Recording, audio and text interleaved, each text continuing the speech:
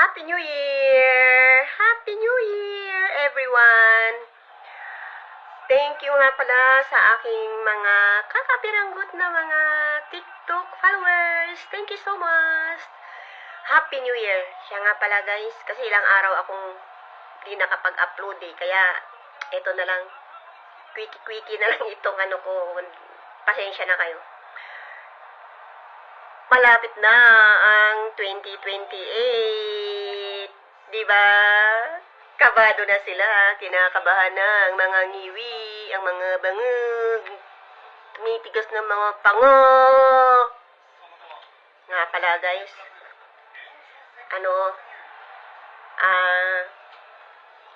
Thank you talaga sa mga sulit Duterte supporters. Actually, hindi man ako sikat eh. Hindi ako sikat. Pero, yan talaga ay deep in my heart. Kasi taga Davao ako. At alam ko talaga yan. Ayaw ko na mag-explain kasi ayaw ko magiging bida-bida. Hanga ako sa mga hindi ko na isa-isahin. Hanga ako sa mga vlogger na mga alam ko talaga na mga sulit talaga. Hindi ko na lang papangalanan. Pero, komento ko lang ito guys. At alam ko na marami din nakakapansin.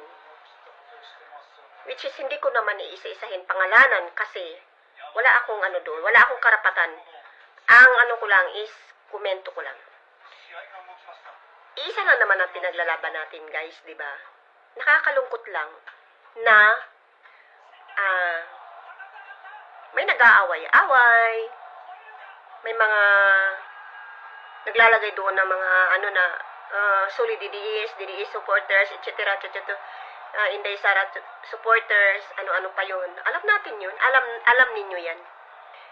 Kaya lang yung iba, sila.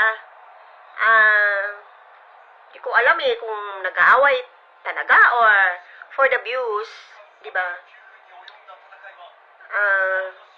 Pero yun na, karapatan naman nila yun. Ang ko lang doon is kung solid Duterte ka, kung solid Inday Sara ka, ay iisa lang ang pinaglalaban natin. Iisa lang dapat ang gagawin natin. Diba? Ang sundan natin, ang yapak ni Tatay Digong. Kasi, saan ba nagmula? Saan ba nagmula ang solid Duterte? Diba kay Tatay Digong? Kay Tatay Digong, diba? Kaya, sundan natin.